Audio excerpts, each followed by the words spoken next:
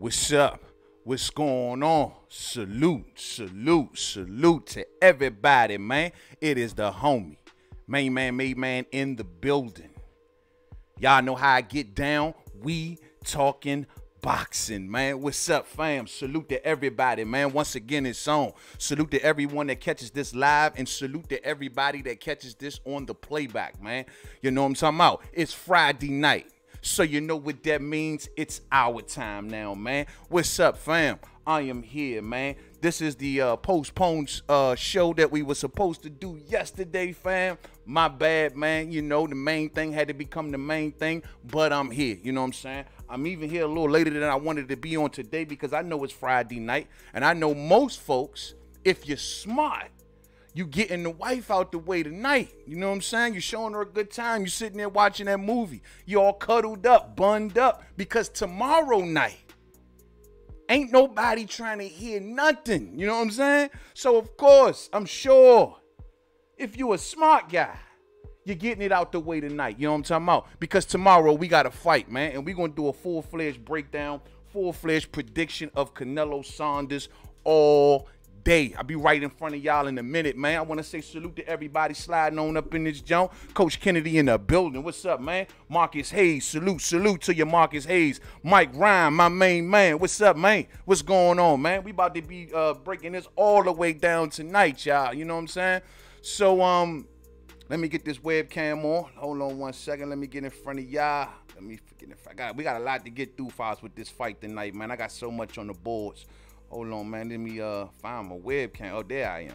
Damn, stashed away. You know what I'm saying? What's up, y'all? Let's get this on the road, man. It's Friday night, so I don't want to hold y'all too late tonight, man. We just going to talk this real spill. I just hope everybody had a cool week out there, first and foremost. Hope everybody stays safe. You know what I'm saying? I hope everybody making it okay out here, man. It's the summertime. You know what I mean? We had a beautiful week out here in the DMV. Now, we just getting rained down. They talking about it's going to be a rainy weekend for us. You know what I'm saying? So, you know, we're going to be chilling. So it's all good with me because we got fights galore to watch. You know what I'm saying? So bring on the damn rain. You know what I'm saying? We ain't got no announcements. We're going to skip the boxing history for the night if it's all good because we want to break this fight all the way down. So if I don't think there's any announcements on my end, so without any further ado, let's rock on. You know what I'm saying? Let's rock on. Let's start off first and foremost. I guess I got to stop here because it's boxing involved. Floyd Mayeather, you know what I'm saying? I guess we got to talk about Floyd and the whole brawl thing, right? Let's talk about it. You know what I'm saying? What y'all think about it? Look at Big Baby. You know what I'm saying? Big Baby got a job. Big Baby Miller got a job. I'm glad to see that. I'm glad to see that because it's tough times out here for a lot of folks, and I don't want to see nobody right now going without no income. You know what I'm saying? So if Big Baby Miller have to become Floyd's security guard, let Big Baby Miller become Floyd's security guard. You know what I'm saying? Now, this whole deal right here, man, I caught it. You know what I'm saying? I seen it. It was blanketed all over YouTube. I couldn't scroll down my feed. Every other video was this crap. You know what I'm saying? I'm trying to look up stuff about Canelo Saunders, and all I see popping up is this everywhere. You know what I'm saying? So, clearly, man, this thing is popping. You know what I mean? So, I'm going to give a quick take on this before we move on to the real boxing. You know what I'm saying? I'm just going to say this. First off, was it real? Was the fight real? We all seen it, man. The Hulk Hogan, Logan, and his brother, you know what I'm saying? They took Floyd's hat, and they exposed Floyd's little soft spot on the top of his head. And, you know, Floyd wasn't, you know, he wasn't too cool with that. He was looking a little rough that day. They snatched his hat and ran. Now there's memes all over the place. You know what I'm saying? It don't make no damn sense. But, Floyd, you asked for this, bruh. You dealing with these YouTubers. This is how they play. It's all meme central. It's all embarrassing, clout chasing central with the YouTubers. You ain't going up against another fighter. That YouTuber already won. You know what I'm saying? He already won. Before he even threw a punch, he won. They both won. They good. They ain't even got to throw a punch the whole time. They done got all the clout. They done went viral. Thanks to Floyd. You know what I'm saying? And it is what it is, man. All I'm going to say about this is that first and foremost, it's great entertainment. I will say that. You know what I'm saying? I'm not happy with the circus stuff. Y'all already know I'm anti-circus. I really am, especially at the expenses of other fighters. I'm never cool about that. You know what I mean? I don't like to see these dudes clocking checks the way they clocking. And I got fighters out here, man, struggling to make ends meet. can't pay their health bills and stuff like that. So I ain't cool with that. But they are bringing their own people. And I got to give it that. I mean, if it's just to entertain their people, I mean, you can't knock that. They hustle hard to get on this social media, YouTube, whatever they do, and they built their audience. And if they want to capitalize off their audience one way or another, fine. I just wish they didn't use boxing. I just wish they did like basketball or football or something like that. But from an entertainment standpoint, I look at this like WWE wrestling. I mean, like, you know, we all came up watching wrestling. Junkyard Dog, Superfly Jimmy Snuka, The Ultimate Warrior, Heartbreak Kid, you know what I'm saying? Sergeant Slaughter. That's what I look at this as. I look at this as a bunch of just, you know, characters.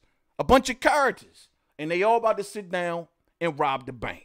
It's as simple as that. A bunch of characters. They've built up their characters, and then they're going to capitalize off their characters. It's unfortunate that it's used in boxing. Now, with this whole thing, man, this is something I got to start. To my older folks, this is something that I guess we all got to start getting used to. Today's generation, and Floyd peeping that, today's generation is all about wave jumping. They call it clout chasing to some degree. I call it wave jumping. Somebody popping, somebody hot, somebody on fire. Guess what? Everybody wants to get next to him. This is how you get the rise of the influencer. You know, those folks that be on like Instagram and Twitter and everything, they got these pages with millions of people, then people coming along, can I pay you a couple dollars to put my link on your page? That's how you get that. That's what caused the rise of the influencer. Because today it's wavejumping.com. Everybody want to cut the line. So if this guy done put all this work in, built up his empire like Logan, Hulk Hogan, Logan and his brother did. So what Floyd said, that's a wave.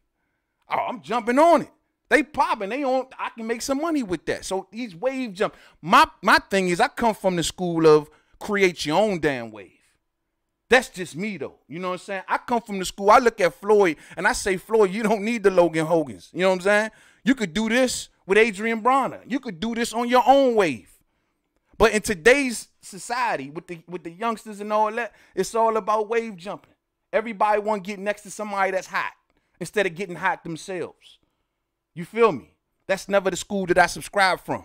I come from the school of you get hot yourself so you can be the boss. Not go to somebody else and begging for their wave. But that's all this is. And this is just being done to the 10th degree, to the 10th power. It's just wave jumping. Everybody wave jumping nowadays. It used to be the thing in music to do that. Like when you see a big act go on tour, so what? The little act opens up, right? But it's getting exposed to all of that big act's fans. It's getting exposed to a whole sea of people that they normally wouldn't probably be exposed to, right?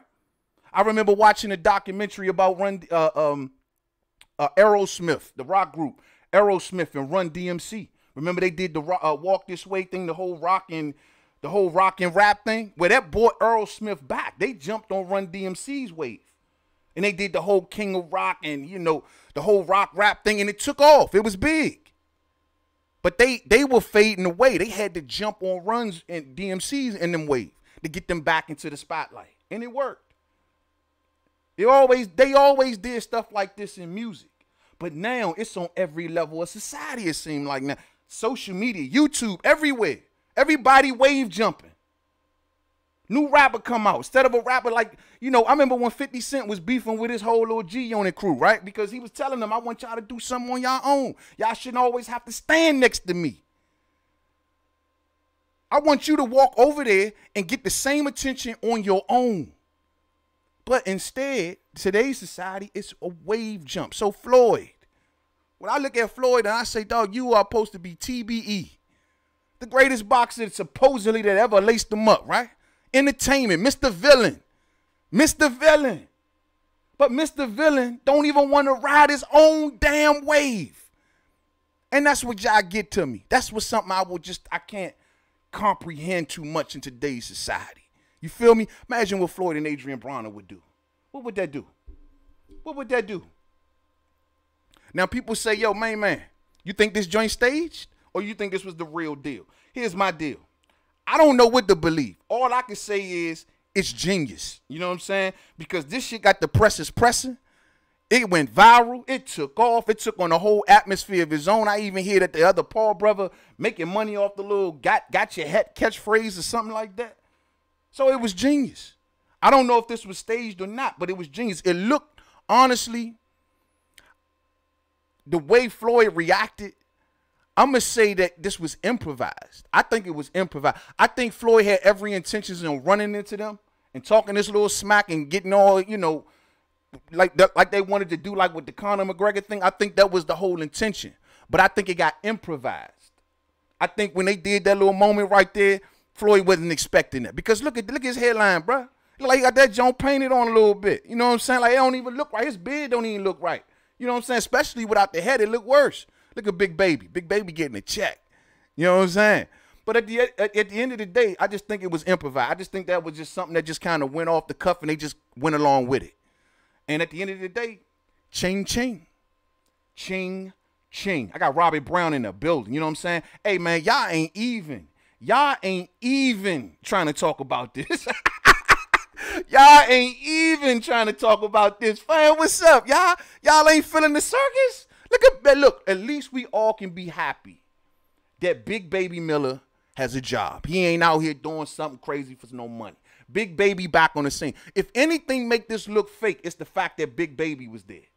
I couldn't believe it when I seen it. I was like, nah, they ain't got Big Baby in the building. Big Baby then stumbled up and found the job with Floyd. That's what made it look more fake than anything. That's when I was like, nah, this shit gotta be staged, dog. How you gonna have Big Baby on there, bro? Big Baby makes the shit look whole stage, you know what I'm saying? But it is what it is. So I just think that this was entertainment. It was WWE. It was fun to watch. Am I gonna be checking for it? Absolutely not. Am I marking my calendar for this? Absolutely not. If I catch it, I catch it. If I don't, I don't. I'm not the dude that's gonna make 1,000. Matter of fact, I probably won't even talk about this again. Maybe again till they fight. You know what I'm saying? Y'all know I ain't even into this type stuff. But this was entertaining, I will admit. You know what I'm saying? And one thing about Floyd Mayweather, love him or hate him, love him or hate him, whether we want to see him do or not, you can't take away from the brother. He knows how to make money. Look at that. That's just disrespectful, right? Look at that record. He 0-1. Then why did Floyd fight the dude that lost? Why didn't he fight the one that won? It don't even matter, right? It don't even matter. Let's move on, man. Y'all ain't even trying to hear nothing about no Floyd and Hulk Hogan Logan. You know what I'm saying? DGO, what's up, man? This is why I say Pacquiao will consider the 21st see Muhammad Ali and ego greater than Floyd. What the guy does outside the ring is truly remarkable. The definitions of a people's champ. Yeah, man. Yeah, he's definitely a people's champ. It's good he's serving public office and he got higher dreams and aspirations like that. As for Floyd, man, his aspirations is to keep his money intact. You know what I'm saying? At the end of the day, Floyd, he earned the right to do what he's doing. I mean, I'm not knocking it. I don't think it's if this is the way he keeps himself afloat, if this is the way he keeps money coming in, if this is the way he feeds his family, I don't think it's a bad thing. I just hate the fact that it makes a mockery of the sport. But Floyd earned this. He earned the right to do literally anything he wants. And I say the same thing about Pacquiao, DGO. So I just look at it that way. All right, y'all, let's get to the main thing because it's going to take us a minute to get through this. You know what I'm saying? So let's get this thing cracking underway now. Let me make sure I got the music out of y'all ears before we start this Canelo thing. All right, the music should be cool. Let's get it cracking, shall we? Let's get it cracking. Allow me to just pull up my artwork. Hold on. Let's get it cracking because I know what y'all want to talk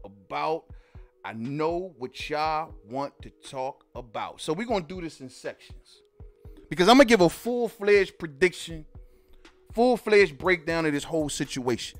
Hopefully by the time we leave here, we'll know everything we need to know about this fight. And most importantly, how I believe that this fight is going to go. And I think y'all going to know the winner of this fight as well. I think most of us, I'll say 99.999% of us are picking Canelo Alverez. I think it's safe to say that. I don't know if y'all caught the betting odds. Betting odds as of right now, Canelo Alvarez minus 700. Billy Jie Saunders plus 400. Damn. So in order for me to win I got to put down $70 just to win $10 on Canelo. It's not bad. I got my brother Orlando Finney in the super chat. Much love to my brother 100 grand. What's up with you, man? What's good, man? And my fellow boxing enthusiasts, Saunders is about to get slept by round 9. Let's go. That's a good call. Round 9 knockout. It's not a bad call at all, bro. Minus 700 plus 400 is the betting odds. You put down 100, you win 4 on Billy Jie Saunders. You put down 10, you win $40. Not bad. Is Billy worth it? I think I'll buy this final $100 just in case. Why not? Why not? You know what I'm saying? Even though we'll see what we get to. You know what I'm saying? Now, on the weigh-in, I'm sure y'all caught the weigh-in that went down today. Both men made weight. We got Billy Jie Saunders coming in at 167.8 pounds. Canelo Alverez, 167.4. Both men made weight. And I got to tell y'all, man, Billy Jie Saunders, he looking good. He is looking in tip-top. I mean, energetic. Of course, Canelo looking good too, but energetic, didn't look dry, didn't look dehydrated, focused, looked strong. Billy Jie looked like in the conditioning department, he might have been putting that work in. You know what I'm saying? We all know that this thing with Billy Jie Saunders, it's about rising to the occasion. Which Billy Jie Saunders are we going to get? Are we going to get the one that was in there with David Lemieux? Or are we going to get the one that was in there with Artur Akavov? The question about Canelo Alverez. How long is Canelo Alverez willing to chase Billy Jie Saunders? How long is Canelo Alverez, is he going to properly cut that ring off and do what he got to do to Billy Jie Saunders? Billy Jie Saunders is looking like he in tip-top. Looking like he in tip-top. He ain't looking nowhere near flabby around the midsection. Ain't no handles there. He looking in tip-top. He looking like he approaching this thing with seriousness. You know what I'm saying? Now, let's talk about this. Let's go to the early in the week excuses. Y'all already heard, yo, everything been sorted out. And this is what got me looking at Billy Jie Saunders like, are you for real? Were you serious? Like, was Billy Jie Saunders playing mind games with this ring stuff and judges stuff? Or was he real talk? I mean, because he pretty much didn't get nothing that he asked for. That's the only reason I say that. I mean, he made a big deal about it. Like, yo, if I don't get this, blah, blah, blah, it's going to be the biggest thing in the world. And I'm like, bruh, at first I said, if this is what they agreed to, then of course he should get what he agreed to. But he didn't get one of the things he agreed to as far as the judges. And as far as the ring is concerned, he made a big fuss about this damn ring, and he never even fought in a ring this big. So that got me going, is it excuses? Or is it real talk? Word on the curb. England Saunders threatened to withdraw from the biggest fight of his career and a huge purse before they settled on using a ring that'll be 22 feet by 22 feet inside the ropes. It'll be the biggest ring, according to Eddie Hearn, in which Saunders would have ever boxed in 31 professional fights. So you got the biggest ring of your life, bruh. No excuse there. They upped it one. But originally, they came to Billy Jie Saunders with an 18 by 18 feet ring, right? Then they upped it. This is what Eddie Hearn had to say. This is what Eddie Hearn had to say. Obviously, Saunders moves a lot. But he never boxed in a ring this big. As much as he think it might be an advantage for him, his last two fights with me against Martin Murray and on the KSI Logan Paul card, the rings were both 18 feet. He's never boxed in a ring bigger than 20 feet. You can't fight in a ring bigger than that in the UK because 20 is the maximum size allowed by the British Boxing Board of Control. For the Lemieux fight, which we checked, the ring was 20 feet inside the ropes as well. So he's never boxed in a ring bigger than 20, and he wanted 24, but he was happy. So what the hell did you ask for a 24-foot ring for if you never even fought in a one bigger than 20? Now, I had a couple of the fam say, yo, man, he only asking for a ring that big because he want Canelo to think that he gonna be running around. Nah, champ. I think he want a ring that big because he definitely want to stay the hell away from Canelo. A 24-foot ring? And you never even fought in nothing bigger than 20. And you gave the performance of your life against David Lemieux in a 20-feet ring. So what the hell? He was threatening to pull out, go home, get on the plane and go back home, take his belt with him, everything. All for something that you even never had before. But he trying to make it like, yo, they try to stuff me into a phone booth. They try to stuff me into a phone booth. Now, Eddie Hearn looking at this like, no, this is just Billy Jie Saunders trying to rattle Canelo. This is just Billy Jie Saunders trying to get a rise out of Canelo Alvarez. You know what I'm saying? According to Eddie Hearn, he says, and I quote, like I said to Canelo, you're quite welcome to object. He said it's fine. I was expecting this thing to drag on until Friday, but he is super confident. I think that the part of him that wants to show that he doesn't need a small ring. When people talk about his fights with Austin Trout and Erislandy Lara, he laughs because he think I can box, you know, like I don't need to be in a phone box. Technically, I'm very good, end quote. So that's Eddie Hearn's response. I may, of course, putting words in Canelo Alvarez's mouth, but he's making it like Canelo don't care. Listening to Canelo in recent interviews, he like, I don't care. He actually, you know, he doesn't really care. And he doesn't want no excuses. And so for Canelo Alvarez to just concede that when technically he could have put up a fight, according to Eddie Hearn, he could have put up a fight and seen what the Texas Commission would have said, which more than likely would have sided with Canelo Alvarez. But he didn't put up a fight. He said, give him what he wants. I don't want no excuses.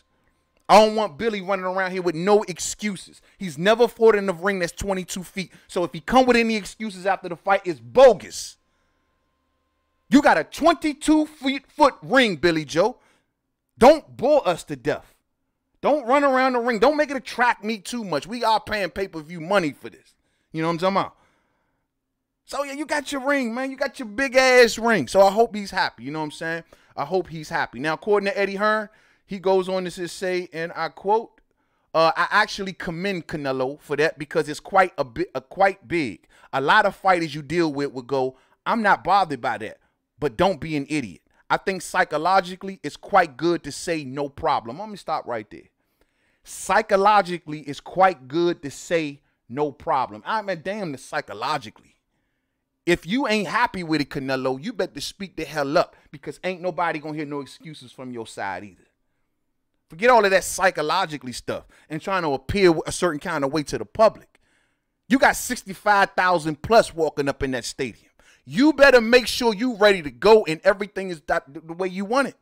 See, Keith Thurman tried that. Keith Thurman tried to play big. I don't want to appear to the public like I'm crying, and I don't want to ask Manny Pacquiao about drug testing. I don't want to, you know, require VADA and all of this stuff. I'm going to let him do his USADA thing. I'm going to let him chill in the Philippines. I don't care. If they not testing him, they ain't testing me. Don't be Keith.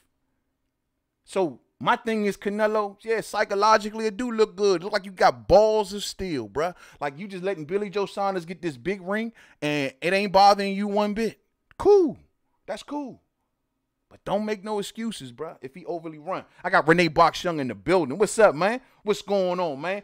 My guy, Main Man, we talking boxing, man, all day. Everybody that hear the sound of my voice, check out my brother Renee Box Young, a real live boxing man right there, man. Salute to you, fam, and happy Friday to you, man. DGO says, yo, man, clown show made, man. God forbid he gets knocked out by one of these morons. Yeah, that can happen. That can happen. Floyd is playing with fire here, bro. That dude gonna be probably like twice the size of Floyd. You seen when Floyd was trying to run through the crowd of all them bodyguards, man? He looked like a little midget trying to run through them things, all them big dudes, man. You better watch it, bro. He can definitely get clipped. You know what I'm saying? Word of the day says, yo, man, Thurman shortchanged himself. Exactly. Exactly. Silver Salomo, what's up, fam? MainmanMademan, what's popping, brother? You know, just cooling. Cooling. It's a Friday. We talking this real spill. But you right about that, word of the day. He straight up shortchanged himself. And I hope Canelo don't do the same. I hope Canelo don't do the same. Because, yeah, like I said, psychologically, that's cool. But we'll see. You know what I'm saying? We shall see. So that's pretty much it on the ring. Now, let's move on to some more news about this fight. Now, the judges. Billy Jie Saunders kicked up dust early in the week about judges. According to Billy Jie Saunders, the agreement is supposed to have been, I believe, a British judge, an American judge, and a Mexican judge, something to that effect. Well, this is how it all ended up. For the judges for this fight, we're going to get 3 American judges that have been chosen to score the Canelo Alverez and Billy Jie Saunders fight. So you didn't even get the British judge. You didn't even get the British judge, bro. Damn. But you got something else that's kind of good if you really take a deeper look. It says that Saunders had hoped for 1 British judge would be assigned to the biggest fight of his 12-year pro career. But Texas boxing commissions prefer to use American judges for fights it regulates. So this was a Texas commission decision. So they overrode Billy Jie Saunders. You know what I'm saying? Doesn't matter if you want a UK judge here. No, we only dealing with American judges. Now, it says that the 3 judges, Tim Cheatham, we've heard of these judges, Nevada's Tim Cheatham, California's Max DeLuca, and Connecticut's Glenn Feldman. Now, that's the hookup for Billy Joe, allegedly. Glenn Feldman. Glenn Feldman. Now, Glenn Feldman, most notably, Feldman scored Alvarez's rematch against Gennady Golovkin a draw. I think he was the only one. Yeah, he was the only one of the 3 judges in the Canelo and Triple G rematch that actually scored the fight a draw. Now, Canelo walked away with that because he scored on the other 2 judges' scorecards. He walked away with a UD, but at the end of the day, this was the only judge that saw something different. Glenn Feldman. So would Glenn Feldman maybe not give Canelo as much the benefit of the doubt as say maybe the other ones would? Maybe that's the one thing that got Billy Joe Saunders cooling. Like, oh, okay, you got the one judge from the Gennady Golovkin fight that actually saw Golovkin doing a lot more than the other 2. I like him. And you ain't heard Billy Joe Saunders make a peep. So I'm like, what was all the noise for? You still ain't get a British judge. You threatened to walk away from the fight. You made all of this noise about, oh my God, they disrespecting me. They not putting me on a fair playing field, and you still didn't get the British judge, and now you cool. Does that make sense? You still ain't get what you want. You got Glenn Feldman, cool. You got Max DeLuca, cool. But you didn't get no British judge. So that's the way that judge's situation kind of ruled out, y'all. I don't know, man. I don't know, man. I think he should have got what he agreed to, but if Texas is overriding him, what can he do? And like I always say, what Billy Joe Saunders going to do? He ain't going to walk away from the biggest fight of his career. Not right now. It says most notably, Feldman scored Alvarez rematch 114 to 114. He was overruled by Dave Moretti and Steve Weisfeld, both whom scored a 12-round middleweight title fight for Alvarez by the same score of 115 to 113. So he was the only one that broke away. Would that help Billy Joe Saunders? Maybe Glenn Feldman going to look on both sides of the aisle. You know what I'm saying? All right, y'all, we're going to start playing some audio from here on down. Now, let's start off first.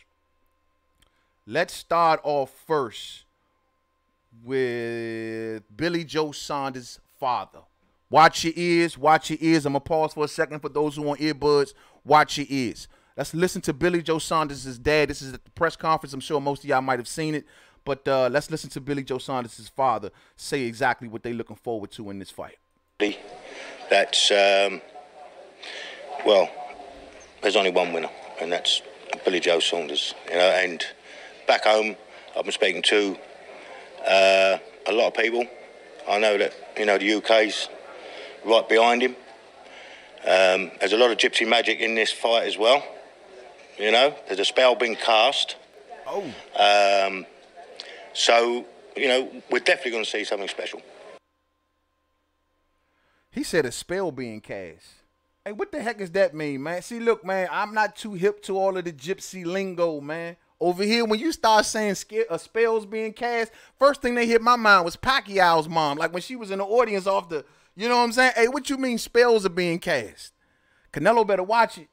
Canelo better hope that knee holds up. You know what I'm saying? That's Billy Joe Saunders' father, man. He says that the whole country is rallying behind him in the UK, and I'm sure that they're rallying behind him and maybe like Ireland as well. So, you know, the gypsy people are going to rally behind Billy Joe Saunders. Billy Joe Saunders is in that press conference, in the weigh-in today. He said something that was real interesting. He says, look, man, I'm here for the other half of the Mexican fans. He says that Canelo only got half of the fans. I'm here for the other half. Why does Billy Joe Saunders feel like only half of Mexican fans support Canelo Alvarez? Is it because of what the Mexican greats are saying or something? He says, I'm here for the other half that don't like him. That's crazy. That's crazy. Let's listen to Billy Joe Saunders, what he got to say about these judges, man. This is what I was talking about when it comes to the judges and Billy Joe Saunders just being cool with it. You know, I can't talk what he's done down. He's done brilliant things for boxing. You know, he's a good champion, but, you know, like I say, there's a time in life where you get tested. And sometimes when you forget where you come from and forget all them hard things, you know, what's brought you to where you're at, sometimes, you know, that can make it difficult on yourself. And I just think that he's going to be bumping into the wrong man on Saturday night to be going home with them titles.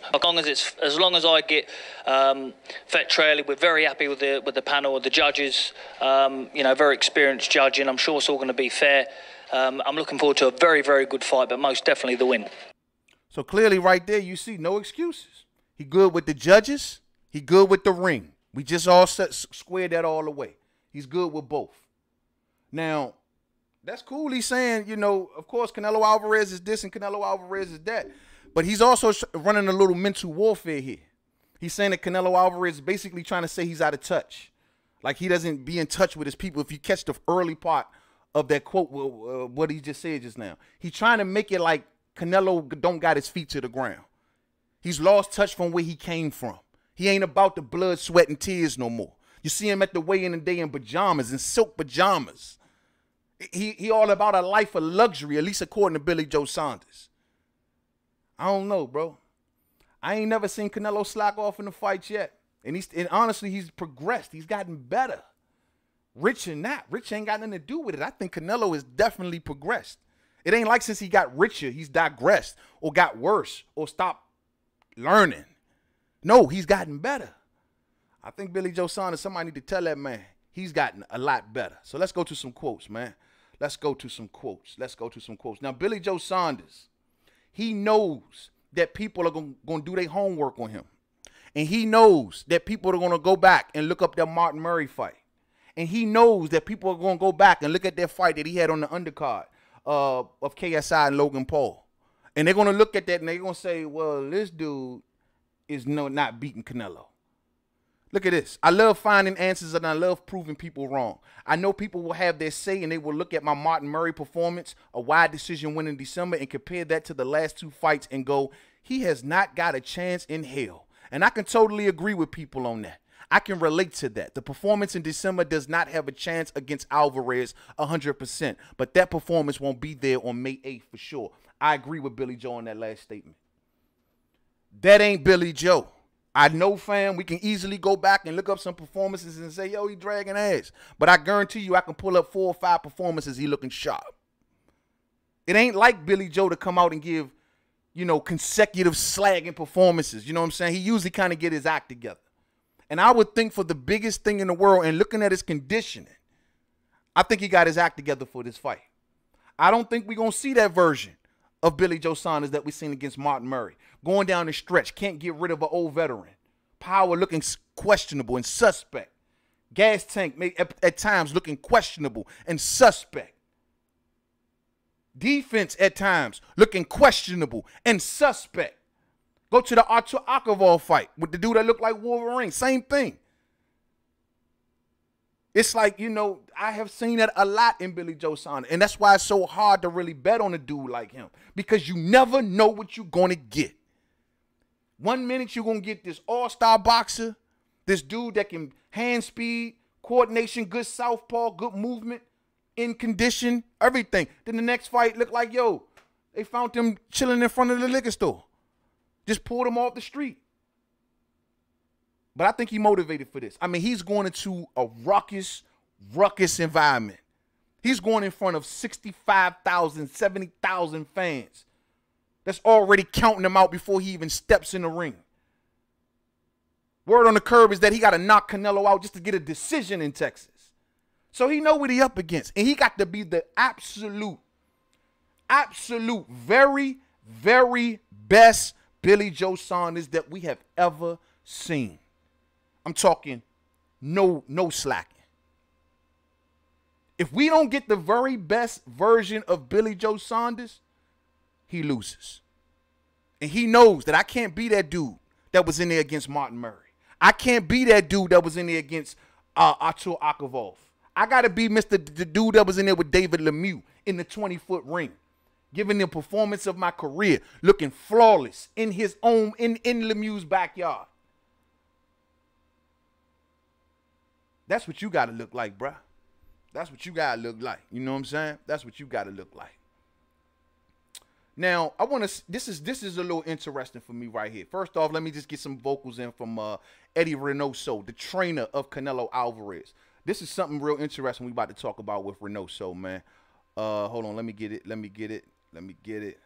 Oh, you know what? I did not add the Eddie Reynoso audio. It's all good. He didn't really say much, you know, big time anyway, just kind of supportive of Canelo. But one thing I want to talk about with Eddie Reynoso. Eddie Reynoso deserves extreme credit for the work that he's put in with Canelo Alverez. Now, Mexican style. What do we know as Mexican style in the fight game? What do you think of when you hear Mexican style? You think of somebody that's going to go in there and fight on all heart, lack of defense, punches and bunches, back and forth, rock'em sock'em robot, last man standing, right? But Eddie Reynoso want to change that. Eddie Reynoso don't like that. He don't like the title Mexican style being applied to just a rock'em sock'em robot type fight. That's what he did with Canelo. He took what was once Mexican style in Canelo. I'm talking the Floyd version of Canelo. I'm talking the Laura version of Canelo. That was the old Canelo. He took what that once was and turned him into this. A guy with rhythm. A dude with upper body movement.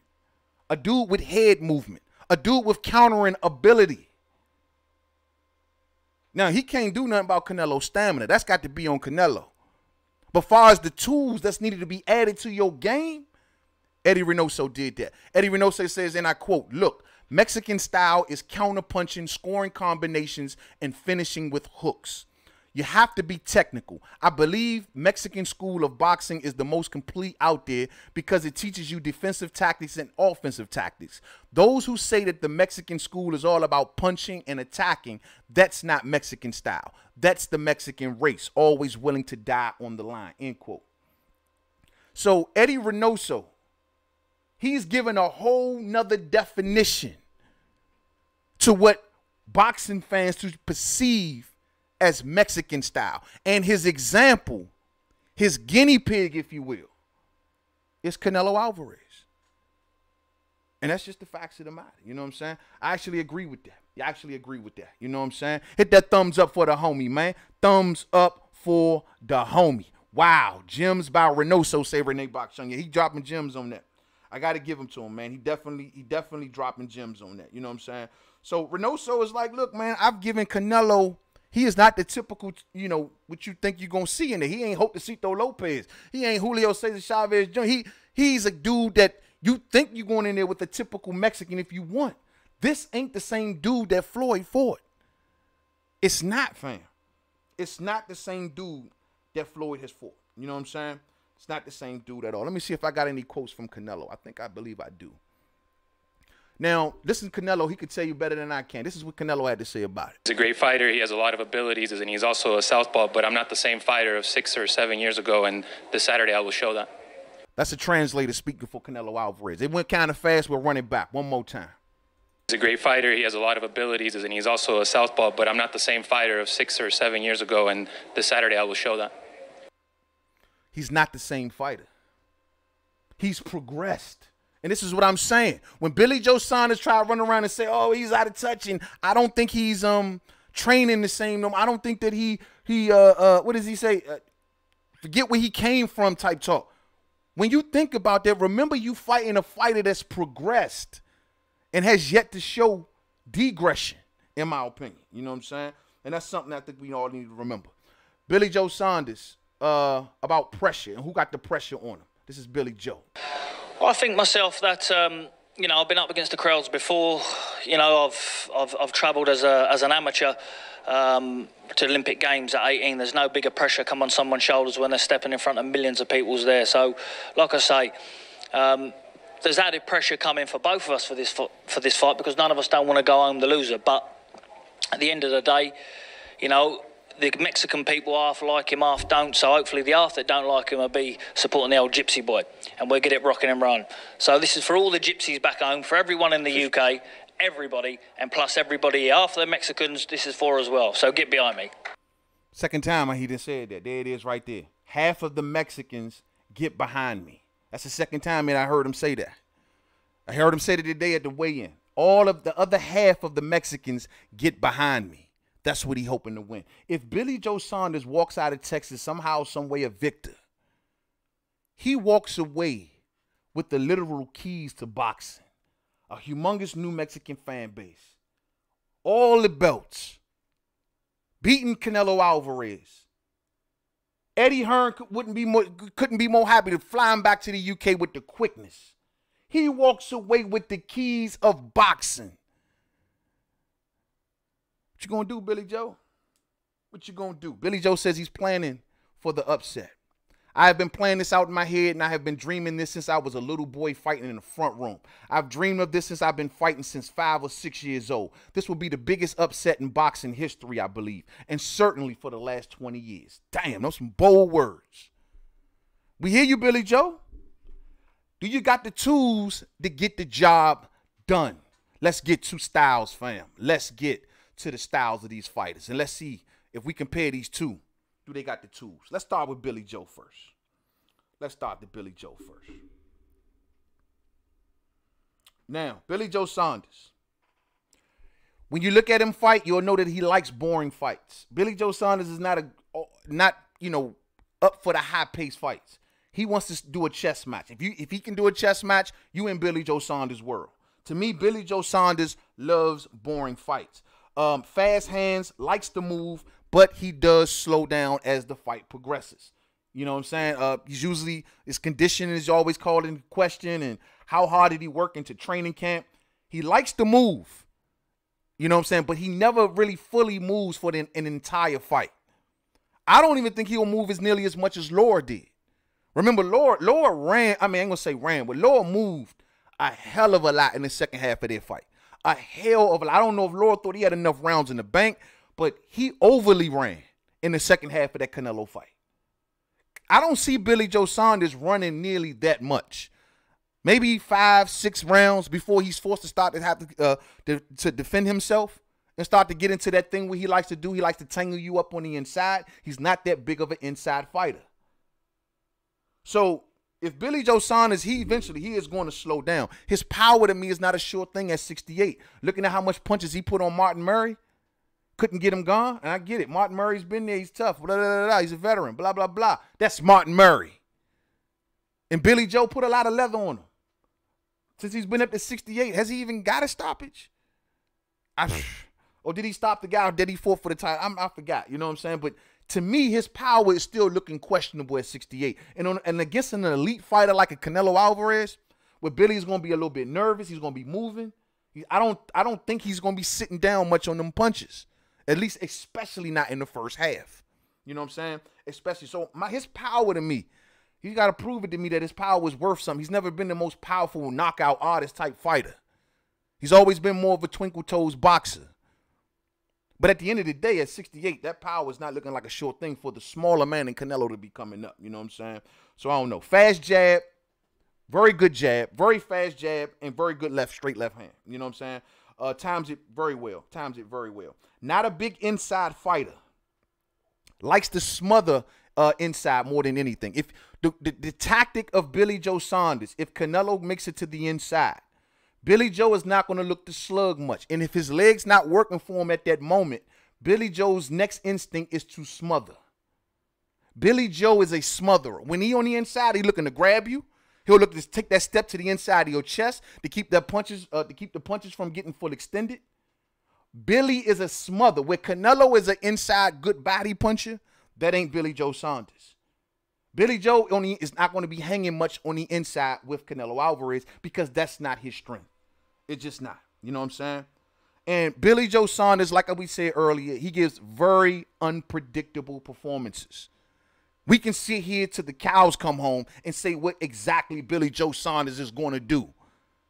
But you might be right and you might be wrong. You might know what he can do, what you've seen in the past. But you don't know if he's going to do that. You just don't know. You hope so for a good fight, especially if you're paying your money. But his performances are so unpredictable. It's like on one hand, you really want to call him a good fighter, but then on the other hand, you be like, I just don't know. I just don't know. All right, what does Billy Jie Saunders have to do to win?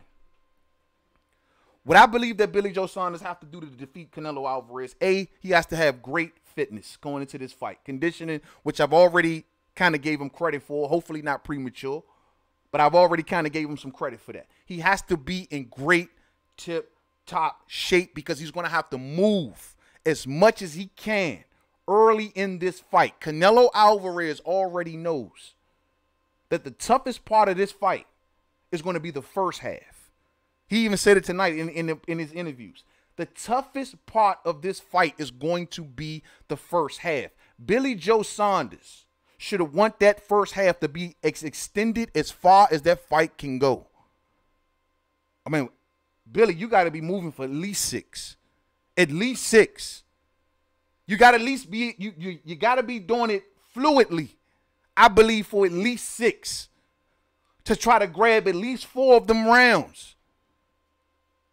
So, Billy, you got to be on your A game for at least 6. Hold on, fam. Uh-oh, my dog just ran past my door just now. When he run like that, that's never a good sign. I mean, he got to go out. He'd be all right, though. But at the end of the day, man, yeah, so he got to come in the best tip-top fitness. Tie up on the inside. When Canelo Alverez, if he puts that counter move, you know, Canelo, he moves that upper body, he moves with rhythm. He likes to counter punch once he's in position.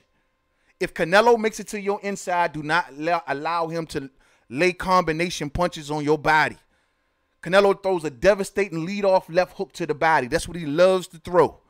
And if he lands that with success, he'll come back with the right. Don't stay there, Billy Jie. You can't tussle with Canelo on the inside. You'll eat uppercuts from the inside, I believe. You can't stay there, bro. You can't stay there. So when Canelo makes it to your inside, you better tie him up. Frustrate him. Make him mad. Make him complain to the ref. Make the audience boo you. Get in his head. You got to be cerebral in this fight. Don't go in there making it a mano-a-mano fight. You can't win that fight, bruh. You just can't. You got to be cerebral. You got to be a cerebral assassin in that thing.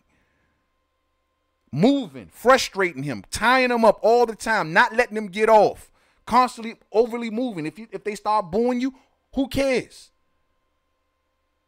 That's how Billy Jie has to be as the fighter.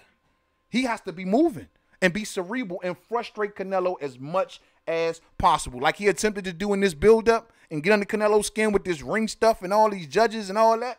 And then tell him to his face, you want the beef, don't you? You know, teasing him about the PED thing. He trying to get a rise out of Canelo. Don't let that stop. You continue that warfare in the ring. And you frustrate him. You make him mad. You make him look at the refs like what the hell is he doing? Why does he keep running? Why does he keep grabbing me? Why does he keep tying me up? He won't let me get off on the inside. Frustrate him. Make him move. Meet me over here. Meet me over there. Don't stop. Be cerebral. Break him here, which is not an easy thing to do. And I got to give Canelo full credit for that. Tough-minded. You know what I'm saying? Tough-minded. He didn't let this whole week, this build-up, it didn't look like he was rattled 1 second. Remain calm, cool, and collect, as he's supposed to. So we'll see. See if you can rattle him, become cerebral on the inside. No lazy jabs. Most importantly, no lazy jabs. Dude, Billy Jie Saunders down the stretch, when he tires out and he starts to slow down, that jab gets noodle. It turns into a noodle. It turns into just a touch-you jab. You can't do that because Canelo is too good of a counterpuncher. You throw a lazy jab out there, you're going to eat a counter left hook to the gut. You throw a lazy jab out there and let Canelo roll it. He coming right back on you, Billy Jie. Right back on you. So you got to keep that jab stiff. You got to keep some extension on it. And you got to keep moving, using it. You know what I'm saying? No lazy jabs. Combination punching in the mid-rounds. Now, when Billy Jie Saunders does force to slow down, 6, 7, 8, instead of moving, jabbing, trying to lay the left hand here and there, at that point, you have to become a combination puncher because you got to keep Canelo honest and you got to earn his respect. You can't think that you're going to throw one shot at a time while you slow down and he won't counterpunch you because he will. You got to double up the jab. You got to put some combination punches on him. Don't be afraid to put combination punches on him. Billy Jie got this thing when he goes down the stretch, he cool with the 1-2. He cool with just touching you with the jab, upstairs, downstairs, and a quick 1-2 every now and again. Nah. Nah, bro. Combination punching. You want to lure some judges? You want Mr. Feldman on the side of the ring to say, you know what? I see what you're doing, Billy Joe. Well, it's going to take more than one punch at a time. You want to woo? If you have any sort of chance of wooing any judge in Texas, it's going to take more than one shot at a time, bro.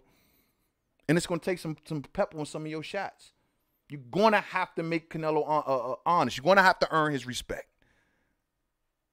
But most importantly, you're going to have to use combination punching in those mid-rounds, man. You're going to have to woo those judges, try to get as many rounds as you can, and it's going to take combination punching. You throwing 1-2 shots every so often and then trying to stay in survival mode, tangling up and smothering and stuff like that, that's not going to do it. That's not going to do it. It's going to take a combination effort, combination punching. You know what I'm saying? In those mid-rounds. Early on, do your movement thing. Jab, move, luring into a trap here, luring them into a trap there. That's what Erslandy Lord did. Did it beautifully. Beautifully. Doubling up the jab, boom, putting them straight left hands on Canelo, then moving. Now, we know Billy Joe ain't going to be able to sustain that. But so when he can't, combination punching. Earn respect with solid left hands when Canelo misses. When he misses, you got to make him pay, or he will not respect you. He will not respect you. When he miss, you must make him pay with a strong left hand. Let him feel the whip of your tail. I mean, a couple good left hands. He has to feel that. If he don't think you got nothing in that left hand, Billy Joe, he coming for you. He coming for you. And he's just waiting for you to slow down. You got to let him know, I got some firecrackers in this left hand. You keep walking through here. You keep following me over here. You keep meeting me over here. You keep thinking you're going to walk to the inside and beat down my body like you did Callum Smith. Keep thinking you're going to do that. You're going to have a left hand that you're going to feel. And if you don't got nothing in that left hand, Billy Joe, brother, you better be moving as long as you can. You better be moving. You know what I'm saying? You best to be moving. I think that we good. Let me see. I think that, hold on. Yeah, you got to be moving. So earn respect with that left hand. Not too much ducking defensively. So when you making your defensive moves, the one thing that I don't want to see Billy Joe Saunders do is duck under too many punches. Trying to duck low. Duck low. Don't duck. If you're going to make defensive moves, you got to tie up on the inside. You got to take the step into his chest, smother that punch, or use your legs to get the hell out of dodge. But don't stand right there in front of Canelo. And most importantly, don't do too much overly ducking because Canelo's uppercut ain't to be played with. It ain't to be played with. You duck into something, you're going to duck into something real. Not the best defensive move that Billy Joe Saunders can do is use his legs, grab and smother, or keep a high guard, absorb a punch, and get out of dodge. But do not duck. Do not go low. Do not try to duck under punches in any sort of way. Because if you do, you right in Canelo land. You know what I'm saying? You right in Canelo land. And last but not least, slow Canelo down by luring him, once again, with movements and traps. And combination punching is key. If Billy Joe Saunders execute these steps and does it flawlessly, where he can snatch 4 to 5 rounds early, possibly, it's a long stretch, maybe 3 early, 3 early, 3 in the mid, 3 late, no, 3 early, 2 in the middle, 1 or 2 late. Or does he need to at least get 4 to 5 in them first 6? Out of the first 6, does he need to at least cover 4 to 5 rounds in order to deliver strong going down the stretch, where I believe is going to be all Canelo? I don't know, fam. Boxing fan, he says, yeah, he stops the domestic levels, but goes the distance with world levels. Absolutely. If the stoppage comes, there will be body work. Absolutely. Absolutely. 100%. I'm just wondering how many early does he got to win in order to be able to finish this fight strong. I think he got to a minimum, to have a chance in this fight, a minimum. He's got out of that first 6, man, he got to grab 4. He got to grab 4. He got to grab 4, y'all. He got to grab 4. That's what I think.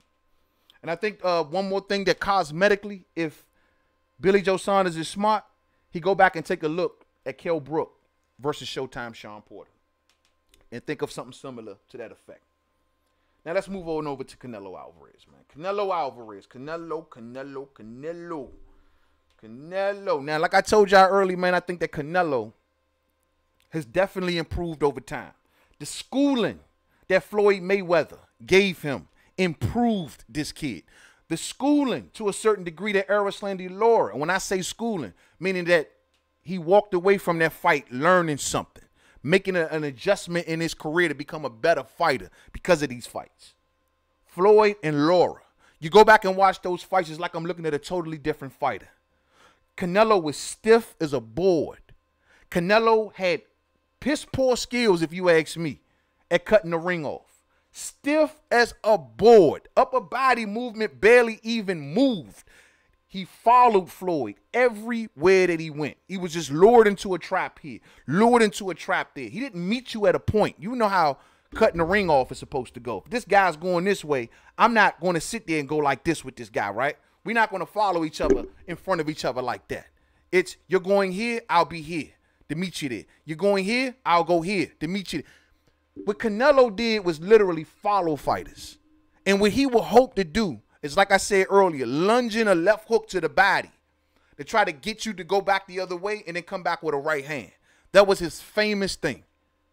He did not know how to cut the wheel off right. He did not know how to duck incoming fire when he's trying to cut the ring off, when he's trying to walk somebody down. His head movement was so stiff back then as a pup. He would get touched with jabs. He would get touched with right hands. And I don't see none of that happening now. None of that. If he was to go in there, if he was facing Erislandy Lara today, he will fight Erislandy Lara totally. Erislandy Lara will have a much harder problem with today's Canelo than yesteryear's Canelo. Because today's Canelo moves his head. Today's Canelo fights on a rhythm. Today's Canelo moves his upper body. And today's Canelo sets up his punches properly. And he's a much better counterpuncher. All of these skills upgraded after Floyd. Upgraded after Lara. You know what I'm saying? That's what I believe in Canelo. Now, Canelo.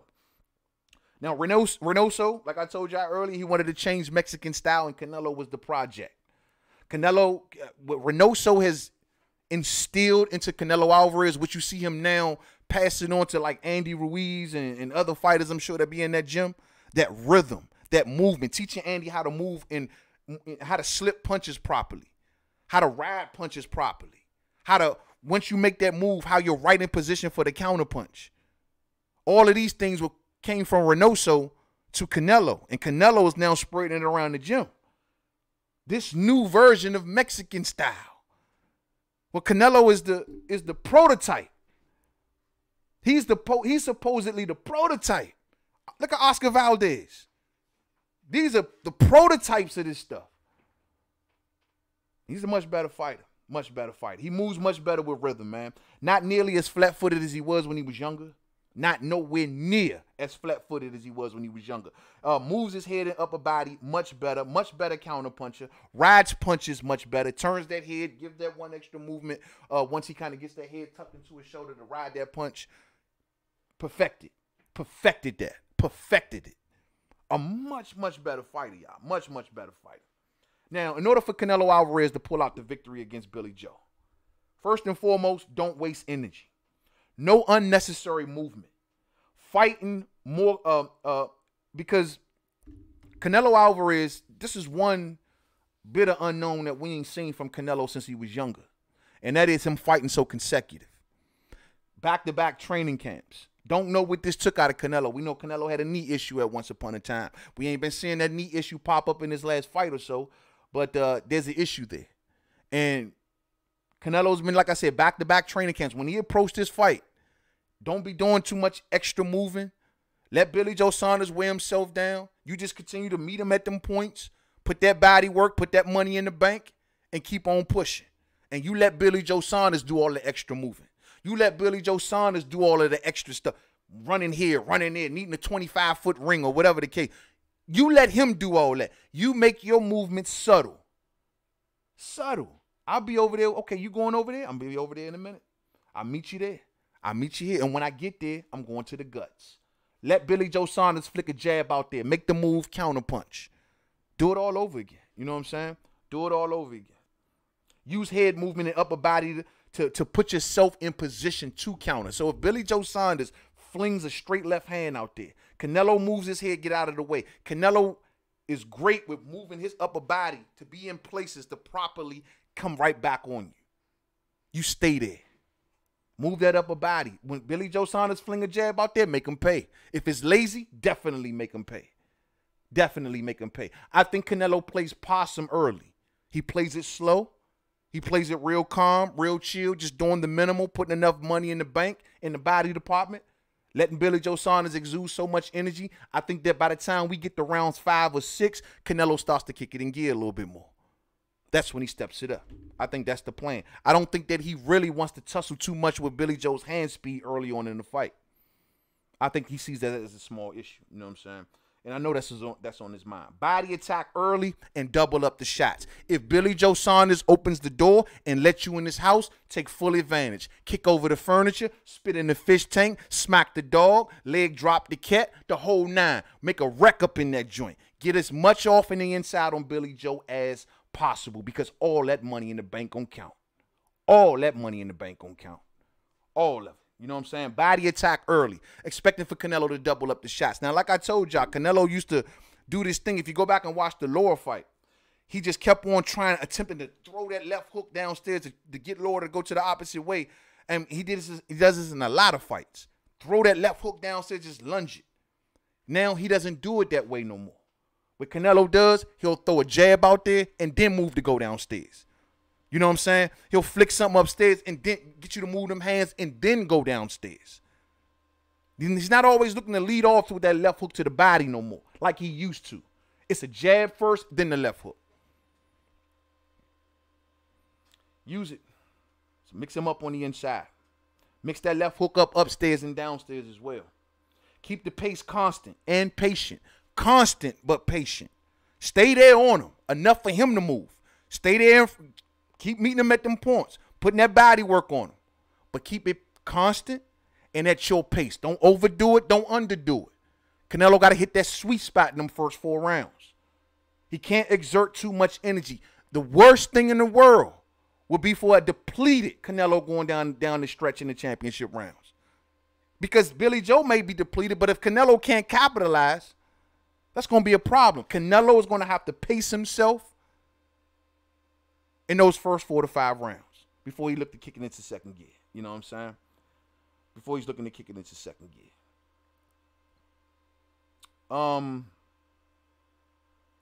No injuries.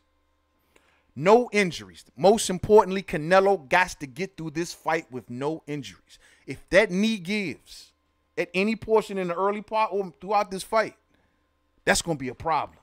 If that knee gives, that we always see him nursing every so often, if he gets injured, that's going to be a problem. Now, we don't see normally Canelo getting injured like that. That's a long shot, or getting cut like that and stuff like that. But I'm just saying, it can't happen against Billy Joe, because if so, that 2-foot ring, you go in there with a knee issue. You let that knee snap. You get sprained, anything, ankle, anything.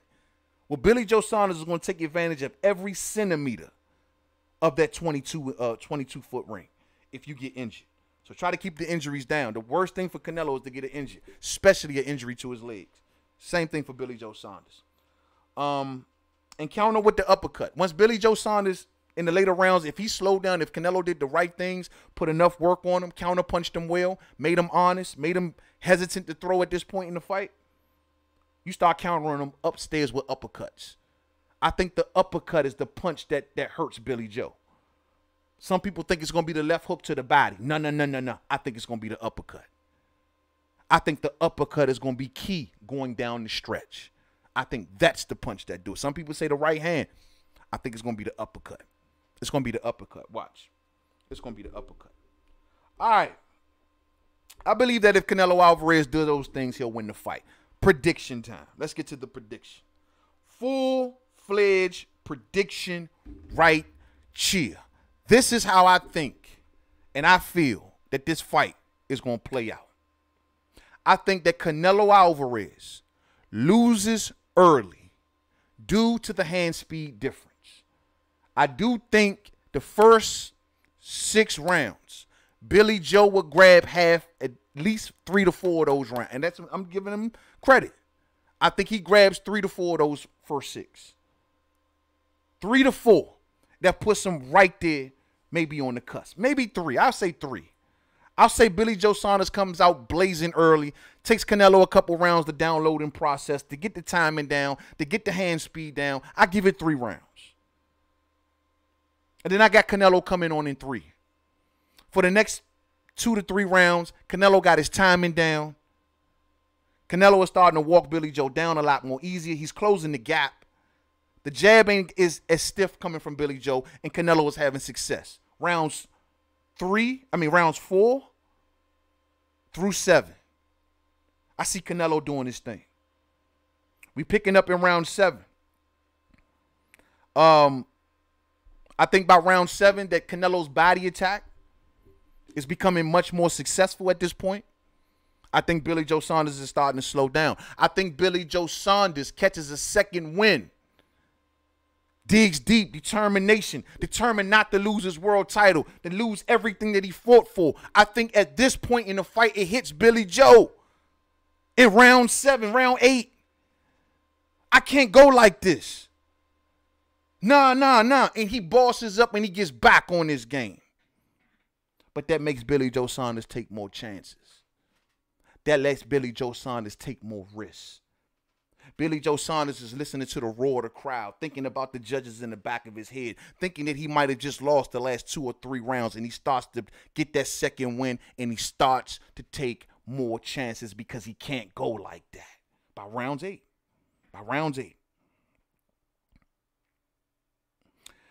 I think that that bravery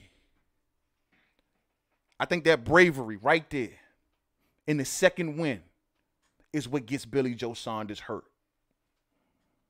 I think that bravery, and by rounds 8 through 10, that makes Billy Joe Saunders start to commit more.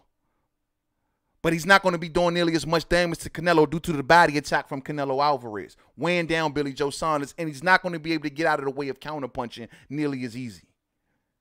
And I think he does try, though. And I think he gets countered. Uppercut, right on the bell, boom, we get a knockdown between 8 and 10. I think we get a knockdown between 8 and 10. We get a knockdown between 8 and 10, and then Canelo finishes strong, taking the fight for a unanimous decision with 1 knockdown. That's how I think this fight gonna happen. I think Billy Joe makes it to the final bell, but not without being knocked down, hurt, and somewhat beat up on the inside. But I think he comes out guns blazing. I think the first 3 rounds are his playground, maybe 4, and he's shining. Maybe some Canelo fans are a little scared at that point, like, what is going on? Canelo downloading, Canelo processing. Canelo can't get the timing down. Billy Joe Saunders is a fast puncher in the early portions of a fight. Fast hands. It's his best attribute. Rangy, southpaw, mover, dangerous attributes. And maybe I'm even counting his tank out. Maybe Billy Joe Saunders can go into this fight, looking at how you're looking at this weigh-in, maybe be in the best shape of his life and actually goes further into the fight. That is just something I'm counting out for Billy Joe, but I could be surprised. Who knows? This is an unpredictable fighter. He might surprise us all and say, I'm in the best shape of my life and go 8 to 10 rounds moving.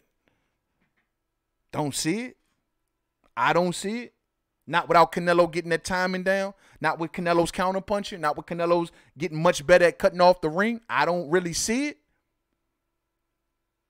But I just think that early, Canelo got to be cautious. Canelo got to watch it. And he got to process their timing as fast as possible.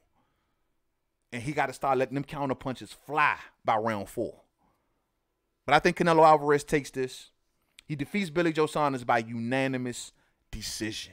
I know a lot of y'all out there calling for a knockout. I don't think we're going to get a knockout. I don't think. I think Billy Joe Saunders is the one thing I said his best attribute is his hand speed, right? But another good attribute that he has is survival tactics. You go back and look at Billy Jie Saunders' fights. He knows how to survive. He knows how to tie you up. He knows how to lay on you. He knows how to take the step forward to keep the pepper off your punches.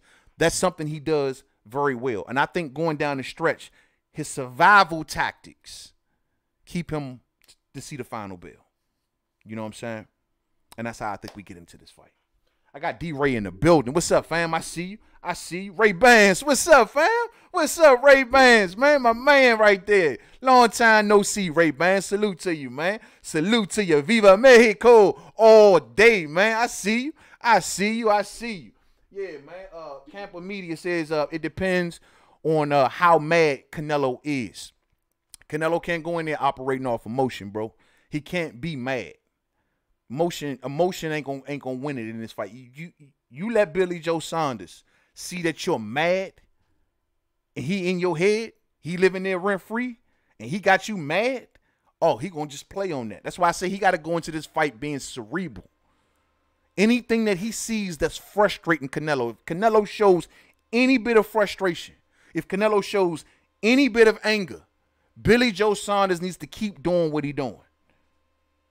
He needs to beat him here. He needs to beat him here. So Canelo going in there mad, swinging like a wild man, losing control, which I've never seen Canelo Alverez really do, not even against Gennady Golovkin. I don't see that happen. You know what I'm saying? I don't see that happen. Muhammad Tola in the building. What's up, man? What's going on, man? What's going on? Hey, Tito says, yo, man, that prediction sounds pretty legit. Thanks, fam. Much love, much love. Muhammad Tola, salute, fam. Salute to you, man. A pre-prime Canelo fought a post-prime Mayweather, and that's what made him the fighter that he is today. Absolutely.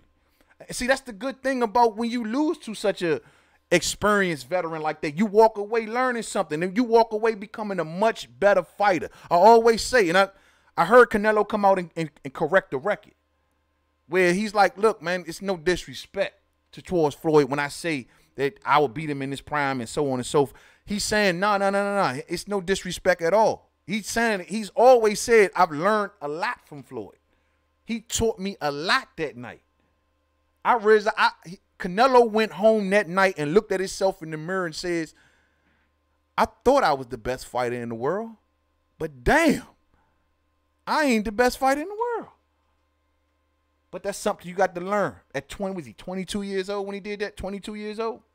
Learning lesson. That's all it was. Mike says, yo, man, Canelo was going to bring it to him from the bell. I don't think that's smart, Mike.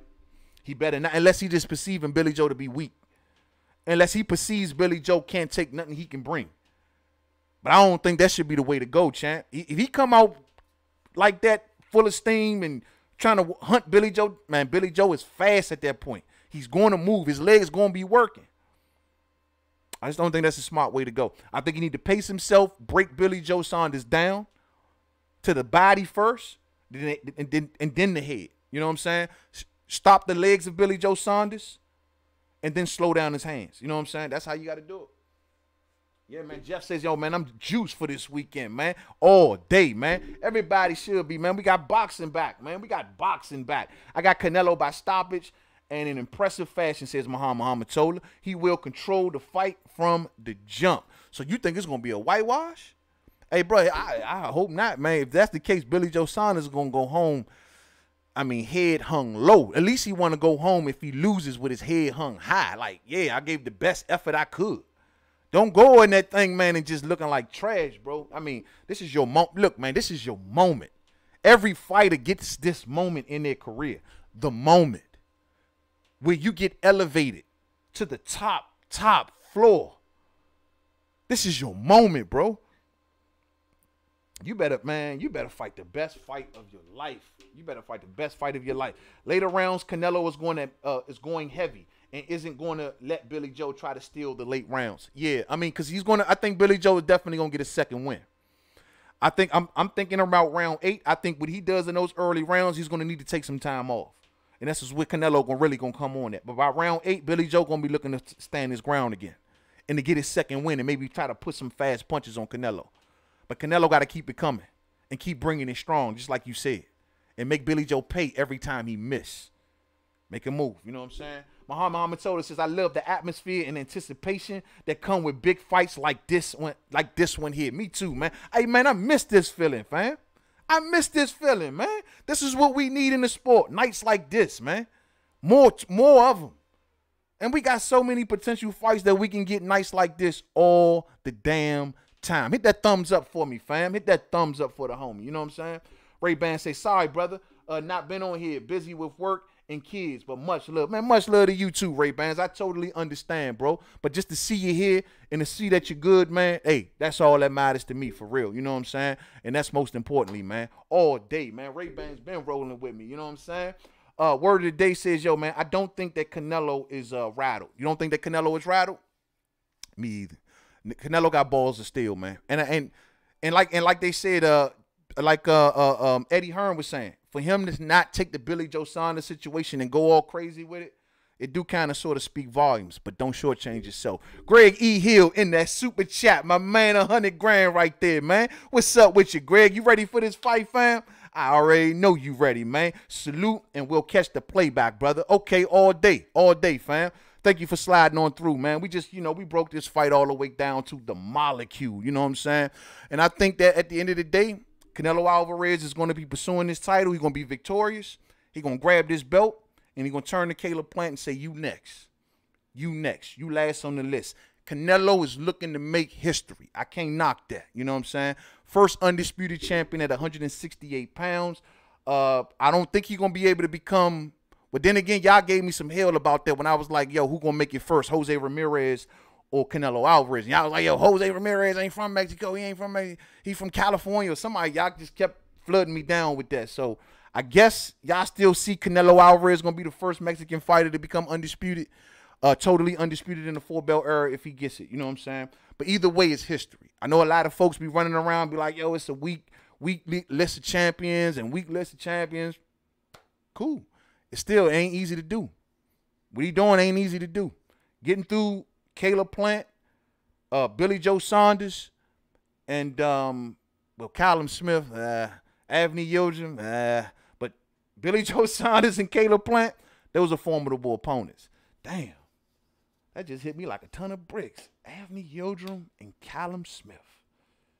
Whatever. You know what I'm saying? It is what it is, man. I want y'all to enjoy this weekend of fights, and we definitely going to be here for the post-fight. Turned all the way up. If Saunders is in top shape and he's focused every second of every round with his IQ on point, Canelo will have a problem. Absolutely. Absolutely. If Canelo, and I'm thinking he is, man. I'm thinking he is, Muhammad Tola. I think he's in good shape.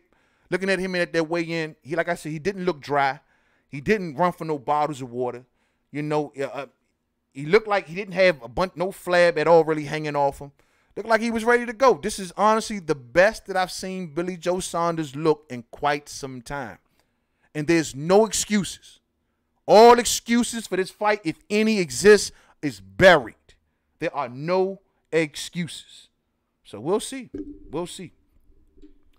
If he becomes undisputed, Canelo will make history, period. Nobody's ever been undisputed at 168 pounds. And absolutely. Absolutely. You know what I'm saying? And that's worthy. That's going to something to be added to his legacy. And like I said before, and I'm an honest man about this. Y'all already know I rock with Terrence Crawford, but if Canelo makes this run of the mill and he gets all of these belts, we'll sit down and have the pound-for-pound conversation over again. I'm a man of my word. And we'll reevaluate. We'll see where Bud is at that point if he gets Caleb Plant out the way, and we'll see where Canelo is at. We'll compare, and we'll give a fair assessment as such. If he takes the crown from Bud after becoming undisputed, so be it. It ain't made to hold for your whole damn career. It's just made to get. Everyone recognizes it. Okay, move on. You know what I'm saying? If you can't keep up being in that spot, so be it. The politics of boxing, we understand. It goes to someone else. That's never been unobjectable. You know what I'm saying? So if Canelo goes in there and he runs these titles, for everybody who, I know the Canelo fans feel like he's #1 pound for pound. But we're going to have a serious breakdown and discussion of dominance, titles, competition, the real pound for pound discussion. Not an emotional, because he's my favorite fighter, he deserves to be such. That ain't what we do. And that's damn sure what we don't do on Mainman Mademan. So we going to sit him down. And we going to say, now Canelo is far removed from clenbuterol. And we going to say now Canelo has gained many more titles in the last couple years. His level of competition, how dominant is he looking against these dudes? If he goes in there and dominate Billy Jie Saunders, that's a heck of a notch on the belt. A hell of a notch. Billy Jie Saunders has never been dominated. He's never been dominated. If Canelo can dominate a undefeated champion, well, that speaks volumes. I'm a fair man. And I'll be right here. Like, yo, he just dominated an undefeated champion. Southpaw. He beat Caleb Plant. We're going to revisit this conversation. And that's just only if Bud Crawford ain't beat somebody else also along the way as well. Those are the way we going to do it. You know what I'm saying? That's the way we going to do it. That's the way we going to do it. 70,000 fans is going to have the spot rumbling from the roars chanting Canelo, Canelo, Canelo. That's going to affect Billy and might throw him off his game a little bit. You know, he was saying about the pressure. Yeah, man, I mean, hey, this is going to be a ruckus crowd. It ain't nothing easy. It ain't easy, man. But you know what? We've seen it done over and over in boxing. Where somebody got to go into the backyard of a fighter and not only beat that fighter, but beat their fans and beat the system in place in that country or state or wherever. It happens. That's what makes you great. That's what makes you great. You know what I'm saying? When Kell Brook flew over here and he beat Sean Porter right there, nobody ain't seen that coming. How do y'all think? And for those who ain't from America, how the hell do y'all think Kell Brook became so popular here amongst boxing fans? That's how he did. He came over here and took the respect of the boxing fans and took it back to the UK. He came in a ruckus environment.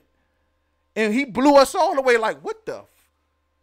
He just came in here and pretty much damn near swept Sean Porter.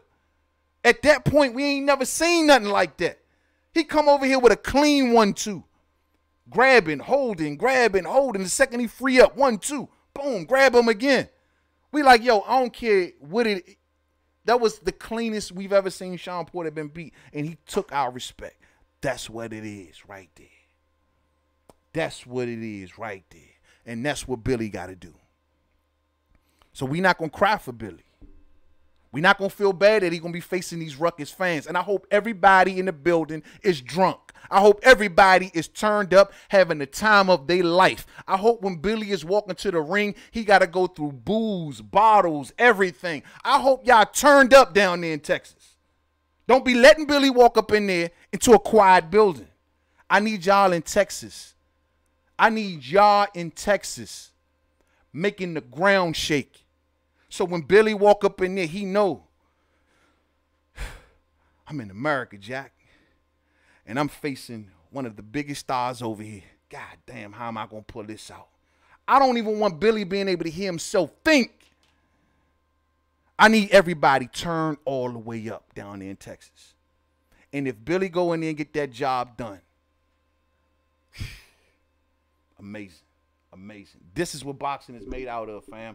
This is what boxing is made out of. You know what I'm saying? Not that circus shit. Nights like this. You know what I'm saying? All day. Lil Cheeto say, yo, man, in my opinion, I think Saunders thinking it's the same Canelo who fought Laura. That might be a mistake because he ain't when he FA. Yeah, you right. That ain't the same Canelo that fought Laura. Not.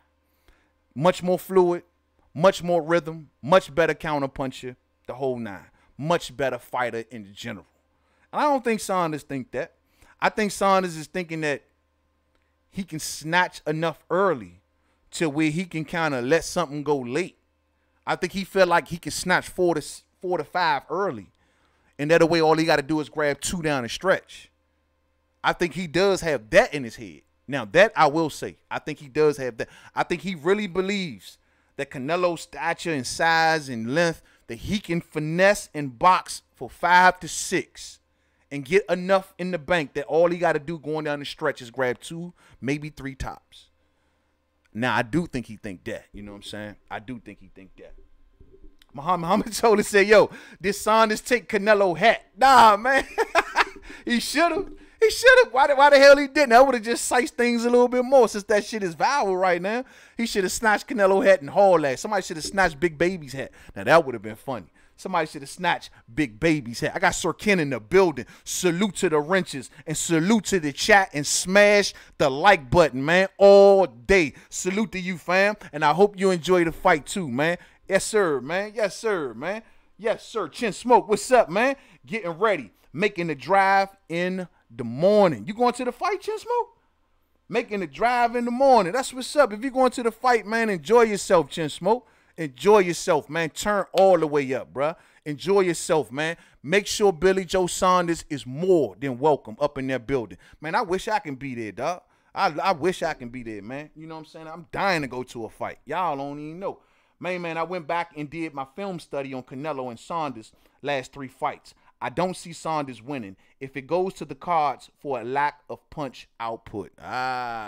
So you saying Sir Ken down the stretch? Lack of punch output, you saying down the stretch? If you saying down the stretch, I feel he might tuck them hands in and go into survival mode. That's one of the best things he do. He knows how to survive to that final bell, but it's never with a big punch output. It's more for the grabbing and the holding and flicking the jab out here and there, move a little bit, grabbing you and hold you. Make it a sloppy fight. You know what I'm saying? That was Billy Jie Saunders against Martin Murray. You know what I mean? All day. That's what's up, Chin Smoke. That's what's up, man. Enjoy yourself, fam. Enjoy, man. Been listening to Fury's interviews, and he don't want to talk about no upcoming fight, talking about it could be used against him. I seen that Muhammad told her. Yeah, I did a video on it too, fam. Go check it out, man. That's Fury, man. Talking about he don't want no video evidence used against him, and he just found out recently that they can use video evidence against him in the court of law, so he don't want to talk about it. Man, I don't. It's all just games, man. I just find it funny. If that's the case, bro, they got months and months of video evidence on your ass. You know what I'm saying? I want to say this, though.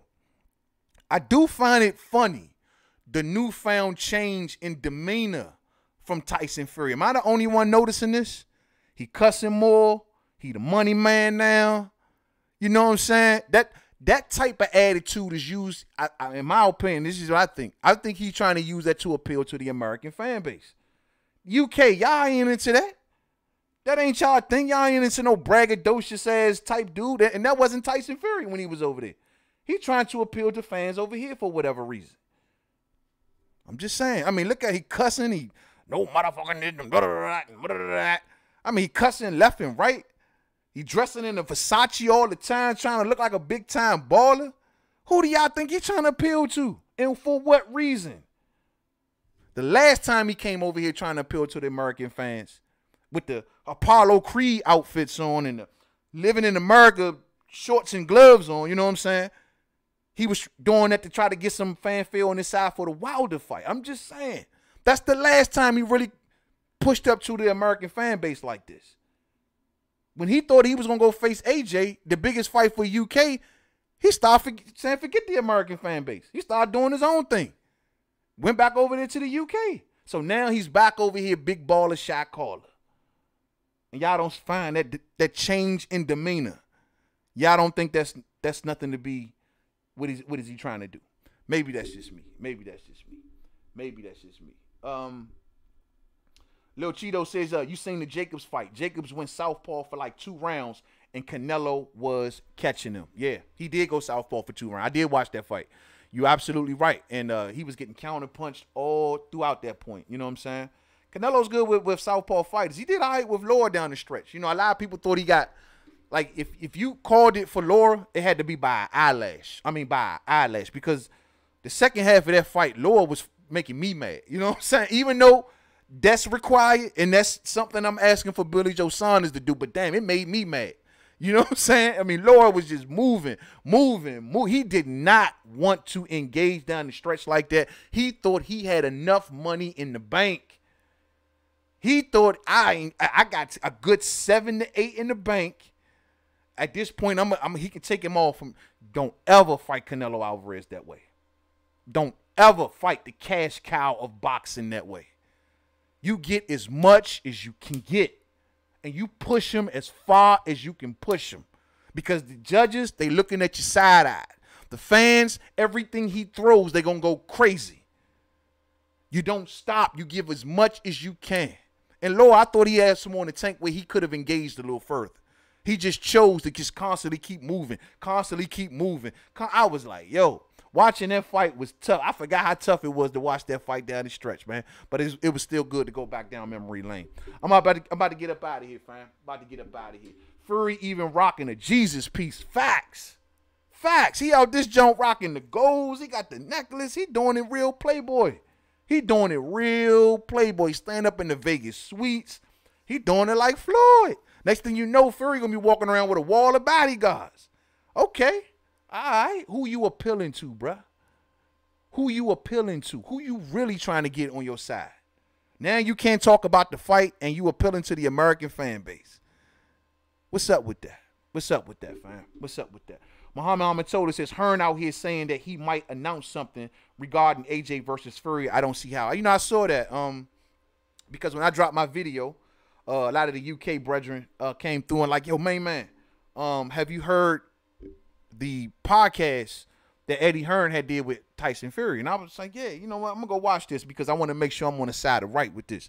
And they didn't one time indicate like something was done. It was just a bunch of talk, like fluff talk, like, well, I'm this and I'll do that and I'll do that. What the point that he can't talk about is the contracts and if a fight is being made. He can sit there and say what he would do to AJ all day under the sun. Oh, I'll do this. I'll beat him with one hand behind my back. He can do that all day. But his red line now he don't want to cross is when people start talking about the actual fight and putting it together. Then it's, oh, I don't have anything to say. You're going to talk to the lawyers. You're going to have to talk to Bob. You're going to have to talk to Frank. I don't want anything used against me. None of that stuff. But he can talk trash all day. You know what I mean? So when everybody, I just want people to know, when I went back and watched that podcast, it was more so just fluff talk. Like him and Eddie just talking about what they would do and what he would do to, and I favor my guy and you favor you, and that's all it was. I mean, I think y'all said, somebody said something, he said something about something being signed. They've been saying something been signed for how long? What is being signed? Is it something with, like I hear everything that Eddie Hearn have them sign, ain't none of it have no binding powers to it. So we'll see. I don't want to make this. I don't want to make this about that, man. It's Canelo stream, and it is what it is, man. So for those who came in late, I'm going to wrap this one on up, fam. We did the full-fledged Canelo Alverez versus Billy Jie Saunders prediction. I am predicting Canelo Alverez to go ahead and get this out the way and beat Billy Jie Saunders by a unanimous decision. I'm expecting for him to knock down and hurt Billy Jie Saunders sometime between the 8th and 10th round. I think that Billy Jie Saunders gives a valiant effort, especially early on in the fight. But I think that Canelo Alvarez's counterpunching ability, his ability to dictate pace and so that to fight at the pace that he wants to fight, I think that his power and his inside fighting, all of those things are going to win this fight for Canelo Alvarez. And I wouldn't be surprised if he had a help from a judge or two. I'm just saying, you know what I'm saying? Thumbs up for the homie on the way out. Enjoy the rest of y'all Friday night, man. The night is still young out here in the DMV, 9:45. You know what I'm saying? Got a couple things to wrap up, man. Much love to the fam. Enjoy the fights tomorrow, man. Enjoy the fights. Enjoy the fights. Man, get that time in with your lady out the way tonight. That way tomorrow ain't going to be no issue. We going to be live in full effect right here tomorrow, right after the fight, breaking everything down, coming live in full effect from the 12th round. You know, we always start in the 12th round right here. You know what I'm saying? So we're going to have a full-fledged breakdown and looking to have a good time tomorrow, man. Enjoy the rest of y'all nights. Stay safe. Stay stressed and sucker-free out there, man. The whole 9. I will be back sometime tomorrow early for about a impromptu live stream like we normally do before the fight starts. So we'll get on here sometime early tomorrow and just kind of come on through maybe for about an hour and just kind of talk some smack. And we're going to get geared up for the fights, man. Y'all stay good out there, man. Stay safe, the whole 9 yards, man. I hope y'all enjoyed the breakdown and the whole 9. Y'all can repay me by hitting that thumbs up. You know what I'm saying? And that's all I ask. And share, share, share, man. Not only we a fam over here, but I'm telling y'all, yo, we a growing fam. You know what I'm saying? We're growing by leaps and bounds. Let us continue on going down the right path. Much love to each and every one of y'all, and enjoy the rest of y'all night, man. And until the next video.